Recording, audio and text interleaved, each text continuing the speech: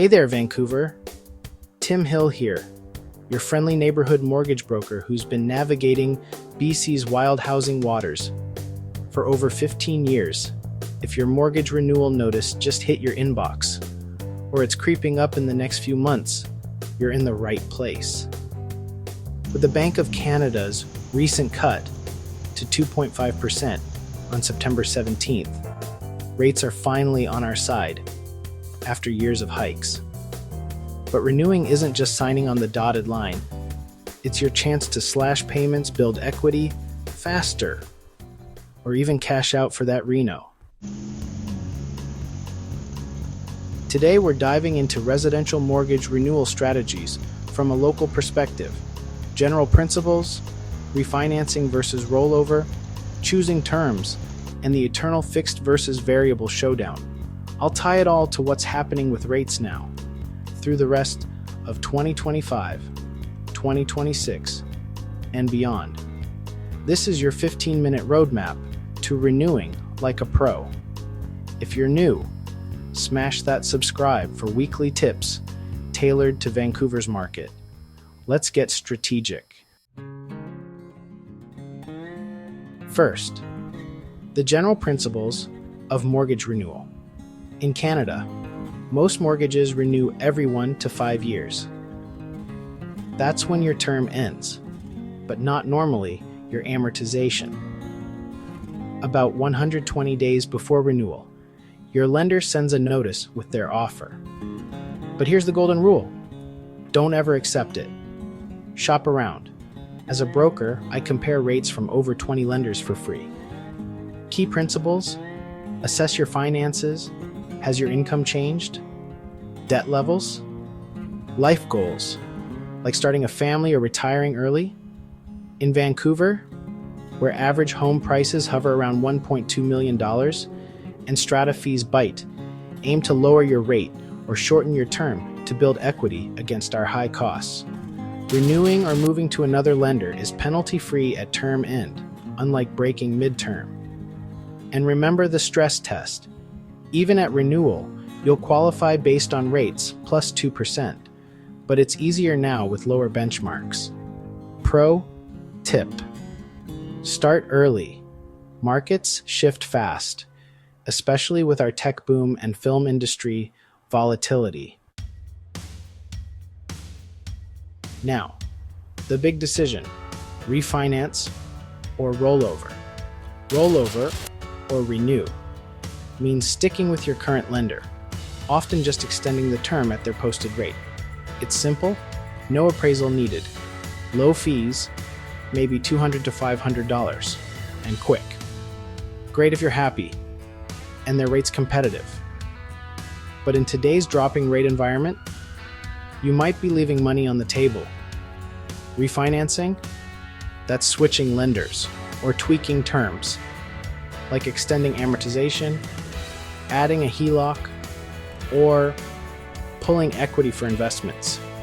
It could mean a full requalification, appraisal, $300 to $500, legal fees, $800 to $1,200. But the payoff? Lower rates. I've saved clients 0.5% or more, equating to $200 a month on a $500,000 mortgage.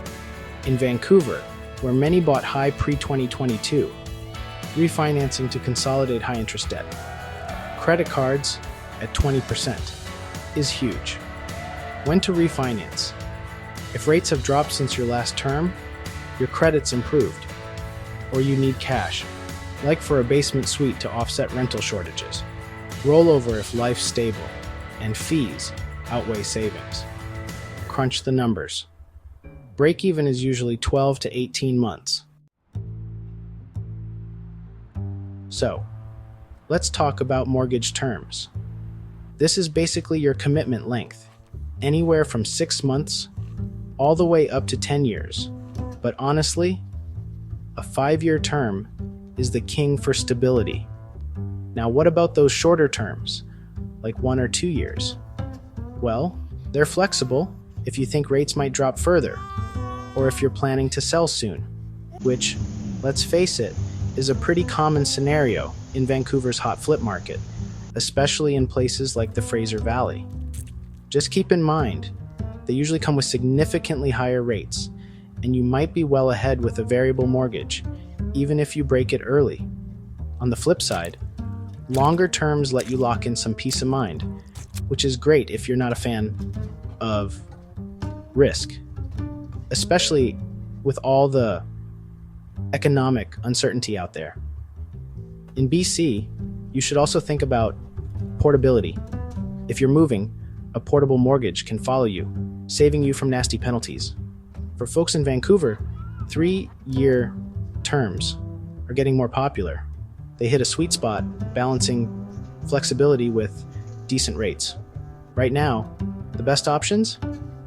3, 4, and 5-year fixed rates are all pretty close, and variable is right there after the latest cut. So, pick your term based on your plans. Go short if you'll be selling soon, or longer if you're settling in places like Kitts or Burnaby for the long haul. Fixed versus variable. Yeah, it's the age-old debate. Fixed rates lock you in, so you get the same payment for the whole term, no surprises along the way. That's really solid for budgeting, especially here in Vancouver, where those strata fees and property taxes can really sting. Variable rates? They move up and down with the Bank of Canada's decisions. With the recent cut to 2.5%, variables dropped to around 3.7% at the top lenders. For a $500,000 mortgage, a 0.25% drop actually saves you about $75 a month. That's $900 a year. So, which should you pick? It honestly depends on your risk tolerance and how you think rates will move. Fixed rates are dipping. The 5-year is flirting with 4%. But remember, they lag behind bond market shifts. If prime continues to fall, variable could save you a bundle. But there's always a risk. It could go the other way. With the Bank of Canada taking a dovish stance, I'm honestly leaning variable for anyone who's a bit of a risk taker and betting on more cuts. Fixed is still the way to go. For families who really need that certainty in our pricey city. Oh, and don't forget about hybrid options. You can actually split between fixed and variable to hedge your bets. So, what's coming up with rates? After the Bank of Canada's September cut to 2.5%, economists at CIBC and RBC are projecting another 25 basis point cut in October, bringing us down to 2.25% by the end of 2025. Why is that? Well, inflation's hovering near 2%, unemployment is at 6.2% here in BC, and economic growth is just kind of sluggish. The Fed is also in sync, cutting to between 4 and 4.25%, so you can expect Canada to follow suit to keep the loonie stable around 73 cents US. Looking ahead to 2026, rates might edge up to between 2.5 and 2.75% by mid-year as growth stabilizes, at least according to bond market signals. Beyond that, we're probably looking at a neutral range of 2.5 to 3% by 2027.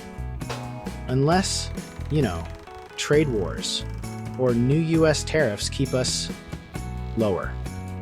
For anyone renewing, this really is an opportunity. You can grab a variable rate now for short-term savings, or lock in a 3 to 5 year fixed to ride out this low-rate wave. So there you have it, Vancouver. That's your renewal playbook for 2025 and beyond. Whether you're thinking about refinancing, tweaking your term, or maybe betting on a variable, now really is the time to act in this falling rate world. Got questions? Drop them below. And hey, hit like if you're ready to renew smarter, and subscribe for more BC-focused tips. If you want some personalized advice, reach out to me for a free 30-minute consult. No strings attached. Just straight talk from a professional mortgage broker. Thanks for watching. Here's to lower payments and bigger dreams. See you next time.